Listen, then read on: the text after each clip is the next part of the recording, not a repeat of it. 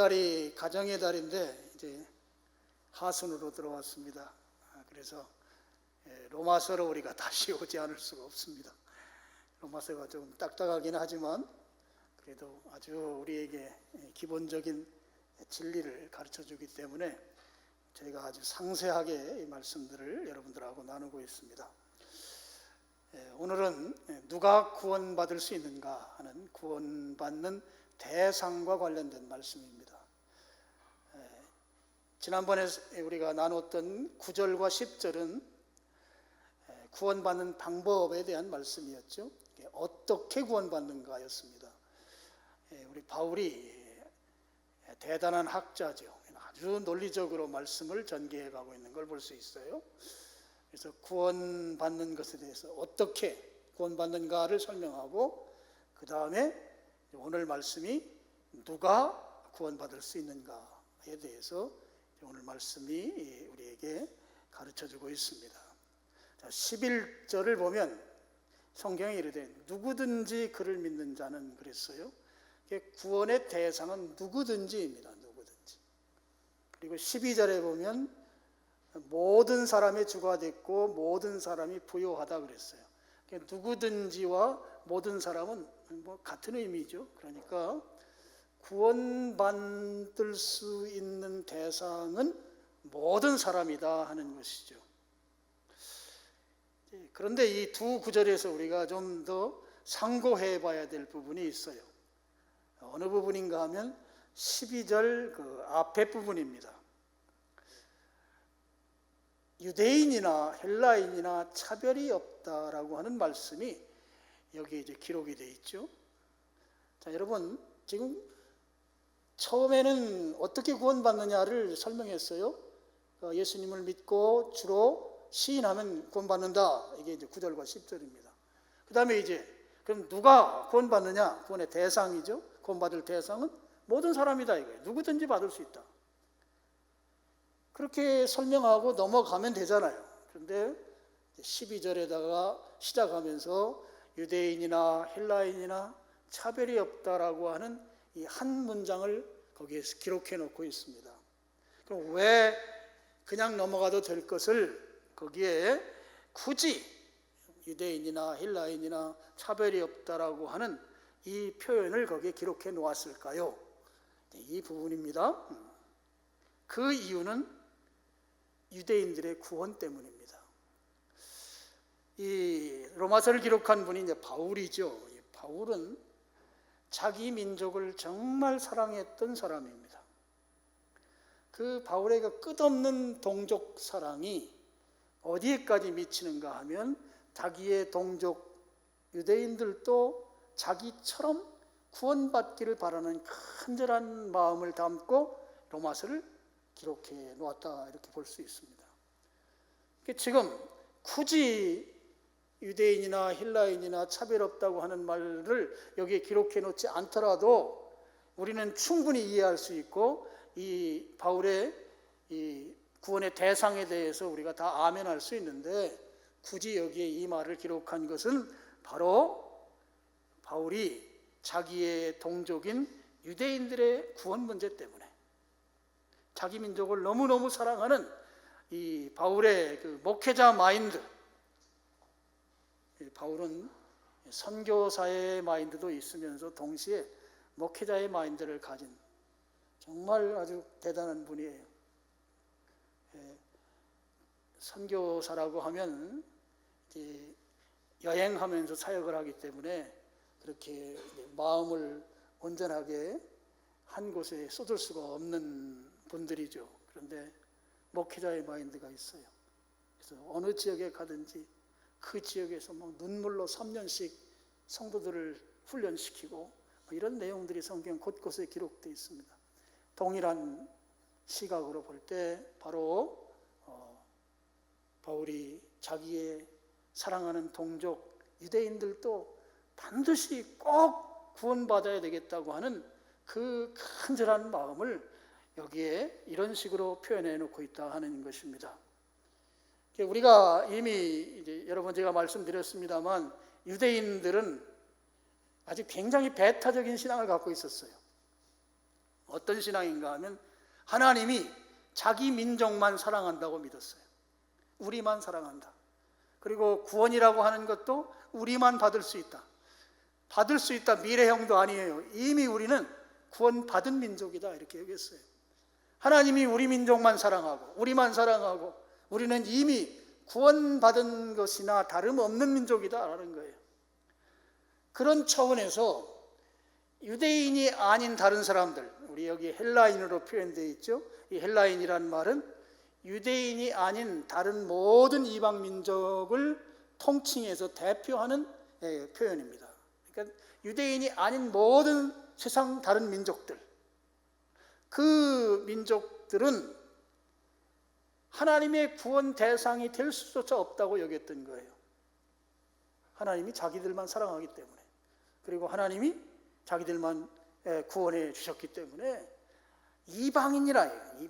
이방인은 세상 사람들, 다른 민족은 구원이라고 하는 건 도무지 그들에게 적용될 수 없다, 그렇게 여겼던 민족이 유대인들이었습니다. 그런데 지금 바울이 유대인이나 헬라인이나 차별이 없다고 하는 이 말씀을 하고 있잖아요. 이런 말씀을 유대인들의 입장에서 볼 때 이 바울은 아주 굉장히 화나게 만드는 인물이에요. 하나님을 모독하는 것이죠. 자기들이 가지고 있는 신앙으로 볼 때 지금 입 밖에 내서는 안 될 말을 지금 바울이 하고 있다는 거예요. 그래서 유대인들은 바울에게 대해서 엄청난 박해를 하기 시작합니다. 이방인들이 있고 이방인도 구원받을 수 있다고 하는 것을 바울이 주장하고 있습니다. 그래서 여러분 그런 말 있잖아요. 말리는 시누이가 더 밉다는 말이 있어요. 그래서 이 바울은 말리는 시누이같이 유대인들에게 여겨졌던 거예요. 그러니까 이 바울에 대해서 유대인들이 어떻게 이방인 도무지 구원받을 수 없는 사람들이고, 유대인들 입장에서 보면 그들은 아주 개나 돼지같이 여겨졌던 그런 이방인들이 구원받을 수 있다고 하는 말을 서슴없이 꺼낼 수 있는가? 도무지 하나님을 모독하는 처사이다 하면서 아주 바울이 공생에 자기 그 선교사로서의 사역을 하는 내내 힘들게 했던 사람들이 바로 유대인들이었습니다. 고린도후서 11장 24절로 26절에 보면 자기가 박해받은 것을 바울이 이렇게 고백하는 내용이 나와요. 스크린에 올려주시고 제가 읽겠습니다. 자, 24절 보면 유대인들에게 40에서 하나 감한매를 5번 맞았다 이렇게 되어 있습니다. 자, 이 몽둥이 찜질을 당했는데 40에 하나 감한매니까 39대짜리 매를 5번 맞았다는 거예요. 자, 유대인들은 그 처벌할 때 어떤 그런 이 개념이 있었는가 하면 40대까지만 때릴 수 있어요. 40대를 넘어가면 안 돼요. 근데 40대를 넘어가면 그때는 그 생명에 위해를 가한다고 얘기했어요. 죽을 수도 있다는 거예요. 그러니까 만약에 41대를 때리게 되면 그건 이제 그 생명이 죽을 수도 있다, 그렇게 여겼습니다. 근데 이제 그러면 40대까지는 때릴 수 있어요. 이제 처벌할 수 있다고요. 근데 사람이 이제 때리다가 보면 카운트를 잘못할 수 있잖아요. 그래서 그 카운트를 잘못할 실수를 대비해서 40대에서 한 대 뺀 39대까지만 때리도록 되어 있는 거예요. 근데 그것을 5번 맞았다는 겁니다. 그러니까 이 말은 뭔 얘기인가 하면 유대인들로부터 몽둥이 찜질을 당해서 5번이나 거의 죽을 지경에까지 이르렀다는 거예요. 그만큼 유대인들이 바울을 박해했다고 하는 것을 24절에서 말하고 있는 것입니다. 자, 25절을 보면 3번 태장으로 맞고, 이 태장은 로마식 처벌벌입니다. 로마식 책찍질인데요. 이건 이제 로마 제국으로부터 받았던 이제 처벌이고, 그 다음에 나오는 내용이 중요하죠. 한 번 돌로 맞았다 이런 데 있어요. 돌로 때리니, 던진다고 하고 돌석자들, 투석경이라고 하죠. 이것은 사형수에게 하는 처벌 방식입니다. 지금 바울은 한번 유대인들에게 의해서 사형 집행이 이루어졌다는 것을 말하는 것이에요. 그러니까 유대인들이 바울을 죽이려고 작정하고 돌을 던졌다 하는 것이죠. 그러니까 지금 유대인들로서는 바울이 마땅히 죽어도 된다고 여기고 그런 사형 집행에까지 그가 박해를 당했던 것을 여기에 소개하고 있습니다. 그리고 26절에도 쭉 보면 여행하면서 강의 위험, 강도의 위험하고 그 다음에 또 나오는 표현이 동족의 위험이란 말이 나와요. 동족은 바로 자기가 유대인이었기 때문에 유대인들로부터의 위험. 예를 들면 이런 거예요. 우리 북한에서 남한으로 온 탈북민들이 좀 고위직들은 밤에 문을 잠고 뭐 삼중으로 안전장치를 해도 밖에서 발자국 소리만 나도 잠에서 확 깬다더라고요. 그만큼 공포감이 있대요. 바울이 그런 심정이 아니었겠는가. 어디서 그 유대인들이 쓰는 아람 말소리만 들려도 가슴이 덜컹하지 않았을까. 이게 동족의 위험이죠. 그러니까 늘 바울을 죽이려고 시도하는 그 유대인들이 쫓아다니면서 어렵게 했겠던 그것을 그냥 상시적으로 겪으면서 이 바울이 지냈다고 하는 것을 여기 동족의 위험이다 이렇게 표현하고 있습니다. 여러분, 이 유대인들은 이방인에 대해서 정말 인정머리가 없어요. 아주 냉정해요. 그들은 구원의 대상이 절대 될 수 없다는 거예요. 근데 바울은 그렇지 않다고 지금 이야기하는 것이죠.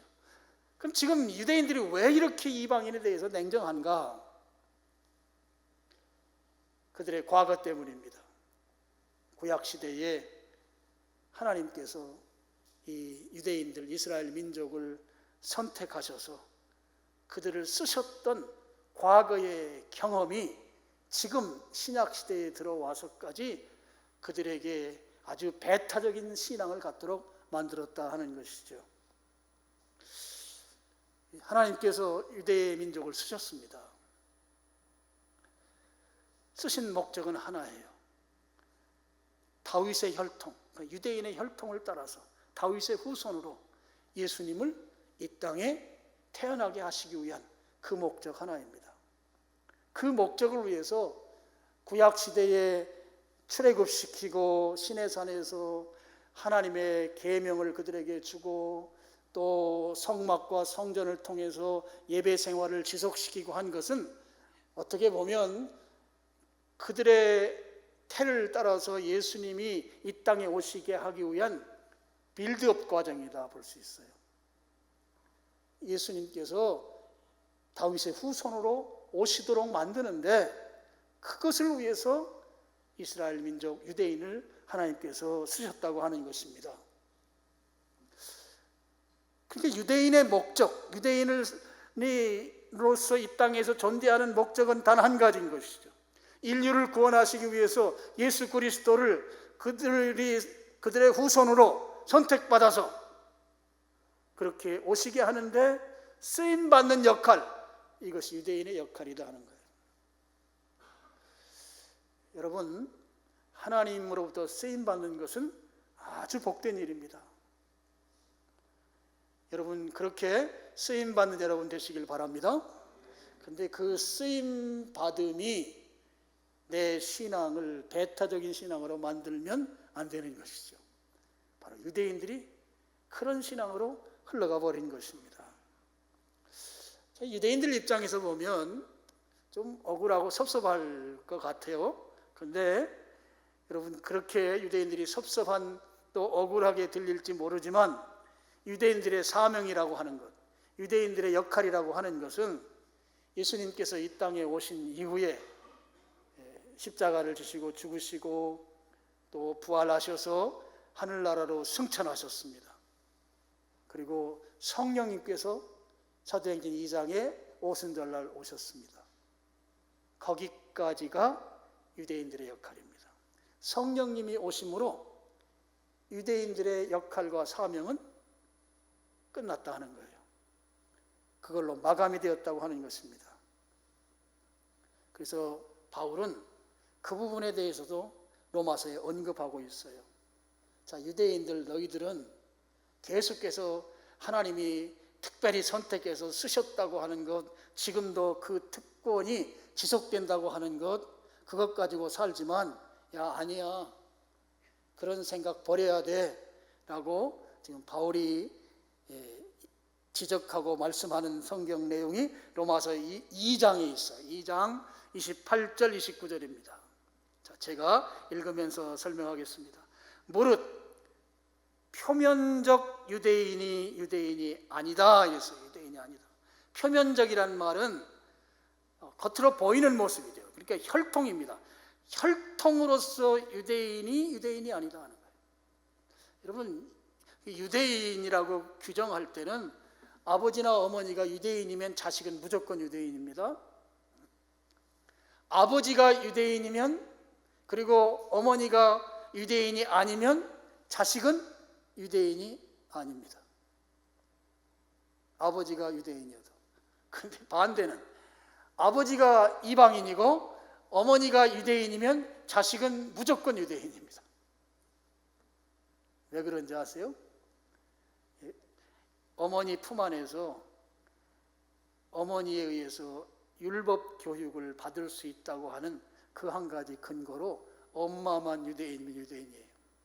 그러니까 지금 유대인들은 어머니, 아버지 또는 어머니가 유대인이면 그 혈통을 따라서 다 자기들은 유대인이고, 유대인은 하나님의 특별한 사랑을 받고 하나님이 특별히 선택하셔서 하나님 우리 민족만 구원하신다, 그렇게 생각했던 그들의 생각에 대해서 지금 바울이 하는 말이 표면적 유대인이라고 해서 그게 유대인이 아니다 이렇게 말하고 있는 거예요.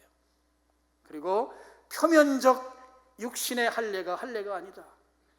몸에다가 하는 할례라고 하는 그 의식, 이것은 그들이 하나님이 특별히 선택했다고 하는 그런 선민을 나타내는 선민됨에 대한 표식이죠. 그 표식이 몸에 있다 할지라도 크게 의미가 있는 게 아니다 하는 거예요. 그러면서 29절 여기 같이 읽겠습니다. 시작. 오직 이면적 유대인이 유대인이며 할례는 마음에 할지니 영에 있고 율법 조문에 있지 아니한 것이다. 여기 이면적 유대인이 유대인이다 그랬어요. 이 이면적이란 말은 속사람, 우리 내면을 말합니다. 그러니까 우리 내면이 하나님으로부터 선택받고 하나님께서 인정해야 그 사람이 비로소 유대인이다 하는 것입니다. 어머니나 아버지가 유대인이기 때문에 유대인이 아니고, 그 혈통적으로 내려오는 그 유대인은 지금 성령님이 오신 이후에는 그 의미 없고, 이제 지금은 내면에 하나님이 그 선택하신, 하나님으로부터 구원받은 그 증거 있는 그 자가 바로 실제적으로 유대인이다 하는 거예요. 유대인의 개념이 달라진다 하는 것이죠. 그러면서 할례는 마음에 해라 그랬어요. 마음에 해라. 영에 있고라는 말은 이게 성령님에 의해서 마음에 되어진 할례 이런 뜻입니다. 몸에 할례된 것은 우리 눈으로 보이는 표식이죠. 마음에 되어진 할례. 율법 조문에 있지 않다. 이 조문이란 말은 바로 이 문서화된 것을 말하죠. 그러니까 율법에 나온 그 활자대로 하는 그 할례가 의미가 없고, 실제적으로 마음에 확신을 갖는 그것이야말로 진정한 할례인데, 그게 바로 성령님에 의해서 할례되는 그 할례가 있어야 비로소 그 할례가 진짜 할례다 하는 거죠. 그래서 여러분, 지금 이 할례라고 하는 것은 우리 그리스도인들은 하지 않습니다. 의학적으로는 오케이, 그렇지만 종교적으로는 해야 될 이유가 아무것도 없는 거예요. 바로 이 말씀이 그런 확신을 주는 구절인 것이죠. 이런 바울의 가르침이 있음에도 불구하고 그들은 여전히 특권의식 속에 살면서 이방인들은 구원의 대상이 결코 될 수 없다. 그들이 어떻게 해서 우리와 똑같은 구원의 반열에 설 수 있는가 하면서 이방인들을 받아들이지 않았던 민족이 바로 유대인들인 것입니다. 그렇지만 바울은 예수 그리스도를 믿음으로 받는 이 구원이 유대인들이 좀 제발 깨달았으면 좋겠다는 거예요. 그 구원을 깨닫고 그 구원의 자리에 이르기를 정말 간절히 바라면서 지금 바울이 하는 말이 유대인이나 이방인이나 헬라인이나 차별 없는 구원, 그 구원을 제발 깨달아라. 그래서 반복해서 지금 그들을 위해서 호소하고 있는 것이죠. 자, 여러분, 하나님께서 우리를 구원하시는데 구원의 대상에 대해서 아주 명료하게 말씀하셨습니다. 누구든지예요, 누구든지. 모든 사람이 다 구원의 대상이 된다고 하는 것입니다. 유대인이든지 헬라인이든지 차별하지 않고 누구든지 다 하나님은 구원의 대상으로 삼으신다고 하는 것이죠. 그래서 구원의 대상이 된 누구든지 주님 앞에 나오기만 하면 그는 하나님께서 거절하지 아니하시고 다 구원받게 해주신다고 하는 사실인 것입니다. 자, 구원받게 해주시는 이 하나님, 유대인이나 이방인이나 차별 없이 구원하시는 하나님은 어떤 하나님이시기에 그렇게 하실 수 있는가에 대해서 12절 중간에 이렇게 표현하고 있습니다. 한 분이신 주께서 모든 사람의 주가 되셨다, 이렇게 되어 있어요. 한 분이신 주께서 구원의 대상 되는 모든 사람들의 주님이 되셨다. 여러분, 이 한 분이라는 말이 헬라 말을 보면 동일하다고 하는 그런 의미도 포함하고 있습니다.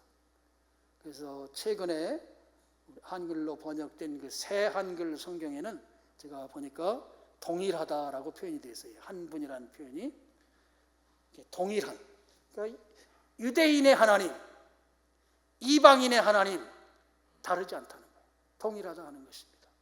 동일하시기 때문에 누구에게나 베푸는 그 구원도 동일하게 구원하실 수 있는 그런 분이시다 하는 거예요. 그래서 구원의 대상은 피부색 때문에 차별되는 거 아닙니다. 나이에 따라서 차별하는 거 아니고요. 또 어디에 사느냐에 따라 차별하는 것도 아니고 잘 사느냐 못 사느냐에 따라서 차별하는 것도 아닙니다. 높은 지구에 있는가 아니면 그냥 서민인가에 따라서 차별하는 것도 아니에요. 누구나 이스라엘 민족을, 유대인을 구원한 그 하나님이나 또 헬라인, 이방인을 구원한 그 하나님이나 동일한 하나님, 그 하나님께서 구원하실 수 있다 하는 것이죠. 자, 이제 세 번째로 넘어가야 돼요. 세 번째는, 첫 번째 이 논리적 전개가 뭐예요? 구원의 방법에 대해서 설명했어요. 어떻게 구원받는가? 그 다음에 두 번째가 누가 구원받는가? 세 번째, 그럼 구원받으려면 어떻게 해야 하는가? 여기 세 번째 논리죠. 그래서 12절 말미부터 15절까지가 그 내용으로 되어 있는데, 제가 유대인 설명하기 위해서 시간 관계상 제가 그거 이제 다음에 또 설명을 드리겠습니다. 자, 예수님을 부르는 자에게 구원을 주신다 이렇게 되어 있잖아요, 12절에. 그러면서 그렇게 부르는 자에게 주시는 은혜가 있습니다. 부요함의 은혜를 주신다 그랬어요. 12절 마지막에 부요하시도다 그랬잖아요. 영어 성경에는 리치로 되어 있더라고요. 리치, 그냥 부자. 부요하다는 것은 하나님께서 주시는 구원의 은혜가 결코 부족하지 않다는 것입니다. 나를 구원해 주시는데 그 구원이 막 겨우 그냥 구원해 주시는 그런 구원이 아니고 넉넉하고 풍성하고 흘러넘치고 아주 풍성한 가운데에서 그렇게 능력과 권능과 은혜가 풍성해서 내 이 구원이 부요함에 이른다고 하는 이 표현을 쓸 만큼 우리의 구원이라고 하는 것은 주님의 넉넉한 은혜 안에 있다고 하는 이 사실을 지금 그렇게 표현한 것이죠. 그래서 11절 말씀대로 그 부요하심이 11절에 보면 누구든지 그를 믿는 자는 부끄러움을 당하지 아니하리라 그랬습니다. 부요함, 넉넉하기 때문에, 풍성하기 때문에, 흘러서 차고 넘치는 은혜이기 때문에 결코 구원받은 자는 부끄러움을 당하지 아니한다 하는 것입니다. 바울은요, 유대인들에게 말씀을 가르칠 때는 항상 구약 성경을 인용해서 가르쳤어요. 왜 구약 성경을 인용하는가? 유대인들이 가장 신뢰하는 것이 구약 성경이었기 때문입니다. 그래서 그들이 지금 바울의 가르침을 듣고 그 가르침에 설복되는 것, 구약 성경을 가지고 가르칠 때 가장 효과적이었다고 하는 거죠. 그래서 바울은 유대인들에게 무언가를 설명할 때는 구약 성경을 인용했습니다. 11절도 마찬가지. 11절도 지금 좀 제발 이 유대인들아 좀 정신 차려라 하면서 구약 성경을 인용하고 있습니다. 11절은 이미 로마서 10장 33절에 이미 인용했던 성경 구절이에요. 이사야서 28장 16절을 인용하는데 다 인용하지 않고 부분적으로만 일종의 이제 재인용을 하고 있습니다. 무슨 의미인가 하면 지금 바울이 주장하고 있는 예수님을 부름으로, 예수님을 믿음으로 구원받는 것이 내가 새롭게 주장하는 게 아니다. 너희들이 그렇게 신뢰하고 확신하고 믿고 있는 구약 성경에 이미 기록해 놓았다. 그러니 제발 좀 예수님을 믿고 구원받아라. 뭐 이런 것이죠. 자, 이사야서 28장 16절 그러므로 주 여호와께서 이같이 이르시되 보라 내가 한 돌을 시온에 두어 기초를 삼았노니 곧 시험한 돌이요 귀하고 견고한 기초돌이라. 그것을 믿는 이는 다급하게 되지 아니하리로다. 자, 이사야서 28장 16절에는 하나님께서 시온이라면 지금의 예루살렘입니다. 시온에 준비해 놓은 돌이 있다 하는 것입니다. 바울은 하나님이 시온성에 준비해 놓은 이 돌을 예수 그리스도라고 믿고 그렇게 해석하고 있습니다. 그러면 뜬금없이 하나님이 준비했다고 하는 이 돌이 예수 그리스도다 이렇게 뜬금없이 넘어간 게 아니고 이미 구약 성경에 시편에 보면 건축자가 버린 돌이 모퉁이 돌이 되었다고 하는 이 메시아에 대한 예언의 말씀이 이미 있고 또 신약 성경에 베드로가 반석이잖아요. 반석. 베드로도 예수님을 산돌, 리빙스톤, 산돌이라고 말하고 성도들은 그 돌로부터 나온 돌들이에요. 리빙스톤스예요. 뒤에 복수가 붙어요. 그래서 이 돌이 바로 예수 그리스도라고 하는 이 사실 그래서 반석 위에 내 교회를 세우려니 할 때 이 반석이 예수 그리스도가 되는 거예요.